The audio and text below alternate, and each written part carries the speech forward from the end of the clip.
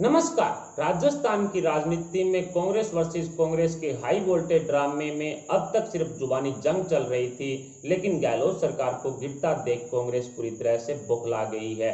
गहलोत के अब सभी विधायक गुंडागर्दी पर उतर आए हैं। अशोक गहलोत के विधायक अब धरना प्रदर्शन करने की धमकियां दे रहे हैं।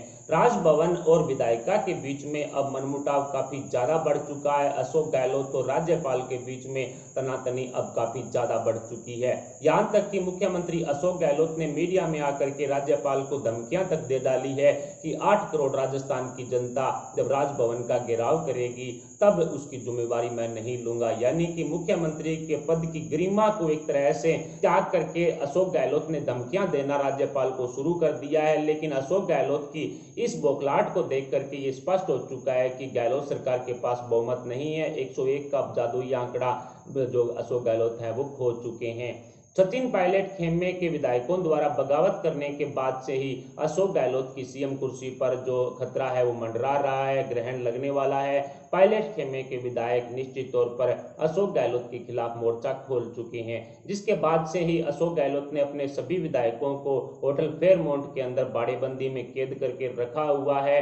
और सचिन पायलट के खेमे के विधायकों के संपर्क से बचने के लिए इन विधायकों को आगे भी बाड़ेबंदी में ही रखा जाएगा, क्योंकि अशोक गहलोत भली भांति जानते हैं कि यदि इन विधायकों को यहां से बाहर निकाला गया तो तुरंत प्रभाव से ये सचिन पायलट के पास पहुंच जाएंगे। उनमें जो अशोक गहलोत की खिलाफत ज्यादा है, अशोक गहलोत की तानाशाही वो विधायक नहीं सहना चाहते हैं। और बताया जा रहा है कि गहलोत खेमे के अंदर 20 ऐसे विधायक हैं जिन पर अशोक गहलोत के बाउंसर, अशोक गहलोत के जो सुरक्षा गार्ड हैं वो पल पल नजर रखे हुए हैं। राजस्थान की पुलिस भी उन पर पल पल नजर रखे हुए, यदि वो 1 मिनट भी गायब होते हैं होटल से तो उनकी तलाश है वो शुरू हो जाती है। लेकिन अब ये गुंडागर्दी वाला जो कहानी सेट हुई है, इसके तहत कांग्रेस ने अब ऑल ओवर इंडिया धरना प्रदर्शन करने की चेतावनी दी है। और कांग्रेस ने राजस्थान में एक नारा दिया है, तुम हमें सरकार दो वरना हम धरना देंगे। यानी कि अशोक गहलोत के समर्थन में अब जो कांग्रेस धरनाबाजी करने जा रही है उसमें जो नया नारा दिया गया है, तुम हमें सरकार दो वरना हम धरना देंगे, इसका मतलब यही है कि जबरदस्ती कांग्रेस है वो राजस्थान में सरकार रखना चाहती है। लेकिन पायलट खेमे की तरफ से बगावत के बाद गहलोत सरकार के पास बहुमत नहीं है। गहलोत के मंत्रियों और विधायकों ने होटल में रंगरलियां मनाते हुए ऐलान भी कर दिया है कि हमें अगले 21 दिन तक और यहां पर बाड़ेबंदी में रह करके होटल में ऐस लेनी हुई, एसी के सामने बैठ करके रंगरलियां मनानी हुई तो हम मनाएंगे। कोरोना काल के दौरान जहां राजस्थान की जनता को इन नेताओं की, इन विधायकों की जरूरत है, उस टाइम गहलोत सरकार के विधायक होटलों में रंगरलियां मना रहे हैं। जो महिला विधायक जिन्होंने अपने घर के अंदर कभी चूल्हे को देखा भी नहीं होगा कि किस साइड उनके घर में चूल्हा है, वो होटल फेयरमाउंट के अंदर इटालियन खाना बनाना सीख रही है। ऐसे में यह कहा जा सकता है कि कोरोना काल के दौरान कांग्रेस ने जो किया है, कांग्रेस के विधायकों ने जो किया है जनता के साथ, उसका पूरा घाटा है वो कांग्रेस को होने वाला है। और जब ये कांग्रेसी नेता जनता के बीच पहुंचेंगे तो आप अनुमान लगा लीजिए कि राजस्थान की जनता इनका क्या हाल करने वाली है। साथ ही राष्ट्रपति भवन और प्रधानमंत्री निवास के बाहर धरना देने की धमकियां गहलोत के विधायकों ने दे डाली है। जी हां दोस्तों, राष्ट्रपति भवन और प्रधानमंत्री के आवास के आगे धरना देने की बात भी गहलोत सरकार की तरफ से कही गई है। ये पूरा मामला है वो राजभवन और गहलोत सरकार के बीच में जो तनातनी है उसकी वजह से हो रहा है, क्योंकि राज्यपाल कोरोना काल के दौरान विधानसभा का सत्र नहीं बुला सकते हैं। और वैसे भी 21 दिन के नोटिस को लेकर के राज्यपाल ने स्पष्ट कहा है कि अगर आपको विधानसभा का सत्र बुलाना है तो ये 1-2 मिनट का काम नहीं है, इसके लिए आपको नोटिस देना होगा। उसके 21 दिन के अंदर आपका ये सत्र है, विधानसभा का सत्र बुला लिया जाएगा। और ऐसे में अब 21 दिन तक इन गहलोत के विधायकों ने कहा है कि वो होटल में रंगरलियां मनाते रहेंगे और सड़कों पर धरना प्रदर्शन करते रहेंगे। कुल मिलाकर के अब गुंडागर्दी पर अशोक गहलोत के विधायक हैं उतर गए हैं। दूसरी तरफ बीजेपी ने भी राष्ट्रीय शासन राज्य में लागू करने की मांग उठा दी है। जी हां दोस्तों, कल राज्यपाल कलराज मिश्रा से भारतीय जनता पार्टी के 15 वरिष्ठ नेता मिले, जिसमें उपनेता प्रतिपक्ष, नेता प्रतिपक्ष, इसके अलावा बीजेपी प्रदेशाध्यक्ष सतीश पूनिया, यानी कि राजेंद्र राठौड़ जैसे, गुलाब चंद कटारिया जैसे ये कई ऐसे नेता थे बीजेपी के जिन्होंने राज्यपाल कलराज मिश्रा से कल मुलाकात की। वैसे तो मीडिया में आकर के इस मुलाकात का खुलासा यही किया गया कि कोरोना की जो स्थिति है उससे अवगत करवाया गया था राज्यपाल को, लेकिन अंदरूनी कहानी कुछ और है। 15 बीजेपी के नेता इस तरह से राज्यपाल के साथ मिलकर के आते हैं तो निश्चित तौर पर एक पहला जो मुद्दा रहा होगा वो राष्ट्रीय शासन लागू करने का रहा होगा, और दूसरा भारतीय जनता पार्टी सचिन पायलट को समर्थन कर राजस्थान का मुख्यमंत्री बनाना चाहती है। जी हां दोस्तों, ये एक बड़ी खबर पिछले 2 दिन से चल रही है कि बीजेपी ने अब खुलकर सचिन पायलट को समर्थन करने की बात कह दी है, और अब राजस्थान में सचिन पायलट को अपने सभी 75 विधायकों के साथ समर्थन करेंगे, जिससे निश्चित है कि पायलट को राजस्थान का मुख्यमंत्री बनाया जा सकता है। और वैसे भी सचिन पायलट की मुख्यमंत्री पद की दावेदारी के बाद गहलोत खेमे के कई विधायक पायलट के समर्थन में वोटिंग करेंगे, जिससे गहलोत सरकार का गिरना लगभग तय हो चुका है। लेकिन फिलहाल कानूनी कार्रवाई इन बीजेपी और पायलट खेमे के विधायकों द्वारा की जा रही है। उस वजह से जो बीजेपी ने इस पर कहीं ना कहीं जो नया प्लान तैयार कर रखा है और जिस तरह से ये पूरा गेम खेला गया है बीजेपी की तरफ से, उससे निश्चित है कि सचिन पायलट को मुख्यमंत्री बनाया भी जा सकता है, क्योंकि बीजेपी के पास खुद के 72 विधायक हैं, 3 आरएलपी के 75 बीजेपी के पास है, 22 सचिन पायलट के पास है, 97 हो गए।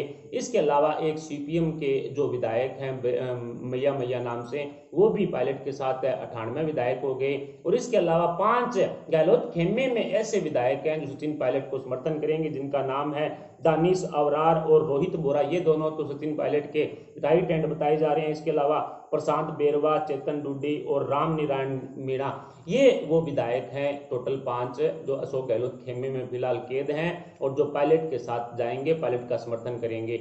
ऐसे में 98 विधायक तो इनकी खुद की होगी सचिन पायलट के, और 5 ये आती हैं तो 103 का आंकड़ा सचिन पायलट के पास मौजूद है। और इसके अलावा आयाराम गयाराम वाले जो निर्दलीय विधायक हैं, जो आयाराम गयाराम की राजनीति करते हैं, वो भी निश्चित तौर पर कभी भी डगमगा सकते हैं और पायलट के साथ जा सकते हैं। ऐसे में कहा जा सकता है कि सचिन पायलट बीजेपी की तरफ से समर्थन के बाद जो निश्चित तौर पर राजस्थान के मुख्यमंत्री बन भी सकते हैं, और इसीलिए दावेदारी है वो करवाई जा रही है। इसी बीच बीजेपी के 15 जो वरिष्ठ नेता राज्यपाल कलराज मिश्रा से मिले हैं, उसके बाद उन्होंने मीडिया में आकर के राष्ट्रीय शासन लागू करने की मांग भी उठाई है। और इसके साथ ही जो बीजेपी प्रदेशाध्यक्ष सतीश पूनिया है, उन्होंने भी पायलट को लेकर के स्पष्ट कह दिया है कि आने वाले समय में वो भारतीय जनता पार्टी और पायलट दोनों का कंपोजिट है वो मुख्यमंत्री हो सकता है। और इसके साथ ही राजेंद्र राठौड़ ने कहा कि यदि गहलोत के पास फुल बहुमत है, उनके पास 101 का जादुई आंकड़ा फिलहाल मौजूद है, तो गहलोत बाड़ेबंदी का पिंजरा खोलकर देखे, पंछी उड़ उड़ कर किस डाल पर बैठेंगे ये समय बताएगा। इस तरह का तंज है वो राजेंद्र राठौड़ की तरफ से गहलोत पर कसा गया है। लेकिन अशोक गहलोत के बारे में यह स्पष्ट हो चुका है कि उनके पास बहुमत नहीं है। फिलहाल वो होटल के अंदर मौजूद विधायकों को किसी तरह से कन्विंसिंग करके मना रहे हैं और उनको डायरेक्ट विधानसभा में भेज करके उनसे फ्लोर टेस्ट का अपने खुद के समर्थन में वोटिंग करवा करके उसके बाद उनको छोड़ना चाहते हैं, ताकि आगे 6 महीने का समय जो निश्चित तौर पर अशोक गहलोत को मिल जाएगा। अगले 6 महीने तक उनको फिर बहुमत साबित करने की जरूरत नहीं पड़ेगी। अगले 6 महीने तक अशोक गहलोत सरकार के ऊपर से जो संकट का बादल है वो हट जाएगा।